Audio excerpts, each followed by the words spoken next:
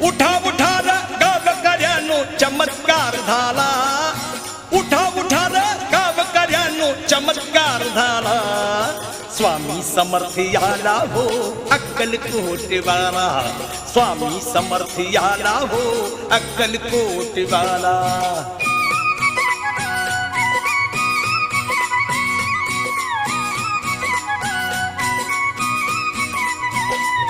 बघ ही गाया दोन घडीची पोकळ माया नाही कामाची, लय झाली र चैन जीवाची करतू सेवा दिगंबराची।